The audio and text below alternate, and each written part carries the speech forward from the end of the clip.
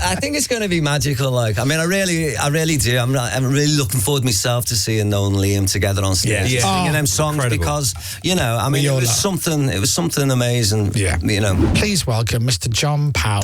Yeah. Morning, John. All right there, lad. I'm all right, Chris. How are you? I'm okay. Same as last time. You know, still here. Still there. Yeah. Still going strong. Well, yeah. It's lovely to see you. Yeah, it is actually. You know, we've just had a little sort of man hug and all that. We have. It's been a while. It has been a while, but you know, I think we're doing all right. You look well. I'm feeling okay. You know? We're still here, aren't we? You know, after all these years, we're still knocking around. Like, all I remember is I had a handful of crazy times with the band Cast. Yeah. So that I can't really remember. I know that feeling. I know we've met and we've hung out. We have indeed. I can't really tell you where, when, or what we did. No, but I think that's that's they talk about the cliches, but you know, if you were there, you're not meant to remember it, were you? Exactly. You know, so we were young, Chris. Yeah, I know. Tell me, like Fontaine's DC. You'll be there soon, lads. Yeah. So, first of all, let's start with this. Are you a Liverpool fan or an Everton fan? I'm amazed you have to ask that. I'm a massive red. I know you Liverpool. Yeah. Dom's a massive 15 red. Points clear. What are you red as well? Yeah. Dom? Yeah. Fantastic. Yeah, it is. It's you know, it's looking highly likely now, but it is staying humble, you know. Yeah, 85% done, I reckon. Well, I mean, I'm not a percentage man, but, you know, I'm a footballing fella, and, like, Liverpool, you know, I mean, it's the change from Klopp to Slot's just been, like, kind of seamless, you know. It's been awesome, isn't it? I wasn't expecting this, but... Nobody was expecting it. No, I don't think they were, you know. I was expecting... I was kind of excited for... the kind of change, really, you know, kind of, it was like, you know, new beginning. I was thinking, well, now this is going, I'd heard good things, but the way it's gone has been unimaginable, really. Oh, he's been brilliant. He really has. It's like you had a messiah in charge, and then he left, and then the man who replaced him kind of went, oh, I'm a messiah as well, so you'll be all right, absolutely, don't worry about it. And pair of messiahs, that'll do it. Yeah. Just here's the thing, just you know, Liverpool top, Leeds are top. Oh, we're clinging on. Yeah. Clinging on. But let's just see what happens at the end of the season. But, you know, last time Liverpool, top of the league. Well, I didn't quite catch that last mumble. It was the fact that the last time you won the league, we got promoted. Oh, fantastic. All right. So I'm hoping it's an omen. Do you know what I mean? I think it's an omen. There you go. Absolutely. The other thing about Dominic as well, his favourite British song of all time is The Lars, There She Goes. All right. I think it's perfection. Well, I choose it every year, John, for our best. We do Best of British every year. It's my choice every single year. It's a beautiful pop song. It's a great song. It's got so many memories for me, like, you know, strange ones as well, because you kind of, you know, you meander through life every time it pops up. Yeah. You know, it takes you straight back. But the Lars is a band that, you know, once involved in, you never really leave. You never even know if they existed, really. It's more like a kind of magical sort of moment in time. You know, I mean, I was there, like... oh, you were? You were in the band? There are photos of you and everything. Yeah, I know, but what I mean is the you know, the whole thing about it was, it's kind of like, there she goes. It's funny stories, because when I first heard that song, when Lee first sung it to me, I mean, it was never my favourite in the room. Yeah. When I listen back to it now, I can see how perfect it is. You know... because it was like he sung in this falsetto, and we, you know, Son of a Gun and Timeless Melody. But it's funny because people keep sending me links of it and that, and you know, I keep like footage, and you see these, you know, this young lad and these two young lads, really, you know. How old were you? When I joined, I was about 19, and a young-looking 19, you know. So, you know, I mean, it was an amazing sort of... learning curve. I mean, the learning curve never stops as a musician. But, you know, I mean, Lee is, by far the most gifted songwriter of a generation, I would say. And so to have all that, and, you know, to be that kind of experience and that type of music. I mean, they kind of set the standards quite high, really, you know. Did you get signed fast? Quickly? No, it was the old days then. You know, it was kind of like... I think... we had a big following. Same with Castro. We just had we did the groundwork. We were playing all around the country. Cast and the Lars and selling out to all the little clubs, Right. making it. You know, we kind of got on a grassroots level, really. Right. You know, you got to remember the industry. Even with both those bands was not geared up really, coming out of the 80s into the early 90s. You know, until Britpop kicked in. I mean, the music industry, I thought was, I wasn't really into the music that was mainstream. And I suppose it was the same. You had like the Stone Roses and the Mondays and the Lars kind of vibe, pre-Britpop. Yeah. So... Because it's big. I went to have a little look because obviously the last 1990 was There She Goes, wasn't it? And the huge album and everything. But if you go onto iTunes, you've got the Lars 1987, you've got the Lars Lost Tunes, you've got the Lars Break Loose, you've got the Lars The Lost Lars, you've got Calling Up, you've got the Lars BBC in Session. There's about 9 albums for the Lars. Yeah, but there's only one, isn't there? Really, you know what I mean? It's like they're all. You know how it is. Like people kind of, they work it to make music. And what's the best song on the album? Which one on the Lars one? Yeah. My favourite would be like, well, they're all brilliant, but Looking Glass sort of. No, you're wrong. It's Son of a Feeling. Gun. It's Feeling. Well, I agree. I love Feeling. I love Feeling. I like to drop it in on our little platinum hour every so often.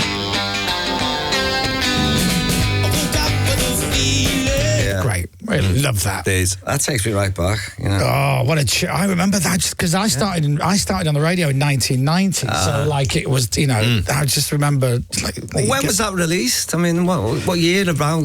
Is it 90? I think it's 1990, yeah. Okay. Without and Britpop was what, 95, I guess, 94, 94, yeah, 94, I would say 94, 90, and then proper kicked in 95. Yeah. But anyway, so there you go. And then, of course, you moved on to Cast. Yeah. Which is pronounced Cast. I noticed the way you right? Asked. Cast, yeah. Well, I mean, for Northerners, it's Cast. I mean, a lot of people come up and go Cast, Dominic, what do you say? Now, go on. See, I would say Cast, John, but because you pronounce it Cast and you're in the band. It's not okay, John. Tell him. Yeah, but you're absolutely right. I really don't want to split hairs on the phonetics and the regional dialogues. The point is, it is Cast. Cast, just as it is last and past. There you see. You see, Dom. I didn't come last. I was in the Lars, but I didn't come last. Yeah, exactly. You know what I mean? We had our voice woman saying Cast, but just to double check, she's also gone Cast. But it's Cast. There you go. There you go. Yeah. All right. So let's talk about that band then. So you left the Lars and then you formed Cast. Yeah. And the word Cast came from the last word on the album. The last word, lyric of Looking Glass is the change is cast. So every time I was standing on stage, when I was kind of had fine time and writing all right, and the Lars was slowly it was becoming more apparent that we were losing our whatever it was, or our sheen as I'd be standing on stage and it was like the change is cast every night. Wow. And I kept thinking, okay, the change is Cast, and that's where Cast came from. I never knew I didn't know that either. Yeah. That's brilliant. So as I was kind of imagining this new band with these new songs that I'd written, the last words that Lee was singing every night was and it would ring out, the change is Cast, reverb, delay, da-da-da-da, and I'm like, okay, that's a sign for me. That's where it's going. That's I can't believe I never knew that. What brilliant thing. And then, so let me ask you this. So if you can remember. Yeah. So the last, There She Goes is a massive hit, right? Huge hit. And then that album did really well. And then, you'll be on Top of the Pops, I'm guessing, and all of that stuff. And then you go, you know what, I'm done. I need to do my own thing here. Are you, if you can remember, is it all about the songwriting and making songs? How much of it was, I need success, whatever success is, I need to make a hit album? You know what? I had these songs, and basically, I'm going to be, the truth of it was all about the song. When you start writing songs, especially when you're young and idealistic, it's all about the song. I mean, I just had this vision that, you know, I mean, I'd been around Lee. He was an amazing songwriter, you know, and he was like encouraging me to write songs myself. And then when I started writing songs, they're like little, you know, you've got to nurture them. You've got to give them the love and the light. And it ultimately comes down to that no one's going to sing these songs but me. Yeah. And so it was about, I mean, it was really naive at one time. It was like, if one person in the world loves a song I wrote, then it would be worth it. That's how it started. Okay. Obviously, as the band, you get a band together, you start seeing reactions. You start to know the band has got an energy, a spirit. You know, people are starting to have it. And then you start to, they're kind of confirming what you deep down, which is that the band are great. And yeah, of course, you know, you want more people to hear it. You become a bit more ambitious. Things start taking off. And then it was never about success in the sense of, you know, I want to be adored or I want to be something. Yeah. But the more people that digged what you were doing, the more that reaffirmed that what I was doing was right. Yeah. And so you signed to Polydor Records. Yeah. And then All Change comes out in 95, and you had already you had the songs, right? And there's the lovely, let me just, I hope we don't get embarrassed, right? So you go right. I love how, like, when you look back, because there was that was the debut album for Cast. Yeah. 4 massive singles on it, and the album phenomenally, wasn't it like the biggest selling debut album that Polydor Records had ever released? It was the fastest, and something like that. I think it was the fastest selling debut record, So listen to this, right? So here comes the home cassette demo, right?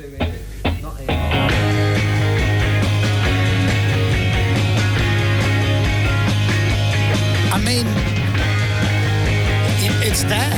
Yeah. It's already there. Yeah. I mean, we had the songs, and when we went to record this album, there's a young John.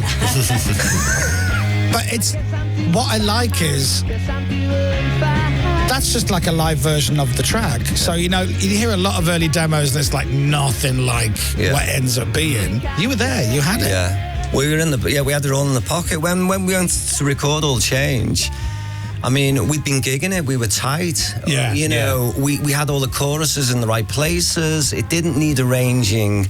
It just needed recording and capturing, you know.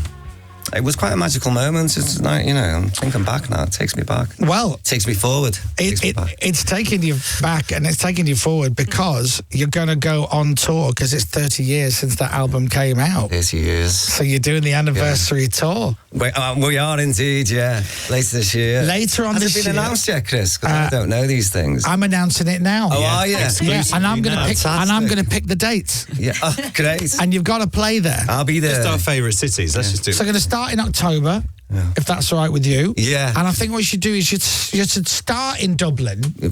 Guinness. Right. And then straight to Belfast. Why not? And then Nottingham, Oxford, Torquay, Birmingham, Cardiff, Leeds, Bournemouth, London, Manchester, Sheffield, Newcastle, and then Glasgow. Yes. And then right at the end of the year, in December, do Liverpool, obviously. You should do a big one in Liverpool. Yeah. At the Olympia or somewhere. That'd be really That could be a good idea. Do you like that? I do. Do you not think there should be a week off between Dublin, Belfast and the rest of the gigs, though? Because it's kind of... Yes, that's a good idea, yeah. I think so. We'll give you a week off there, John. Thanks very much. You're welcome. No, it looks great. I mean, to be honest with you, I know this has all been, you know, getting planned, and it's just, and thanks for doing that, Chris. Thanks for Mate, for putting it together. You're welcome. Putting it together, you know. Talented man. He's not just the DJ. Like. I'm the new Alan McGee. You know what I mean? I make the magic happen. There you go. Well, and he does actually. You know, I've literally just got back on Saturday night from recording a new album, so that's where my head's been. I was with Youth for like last month. And, is the dog still around? The dogs are not.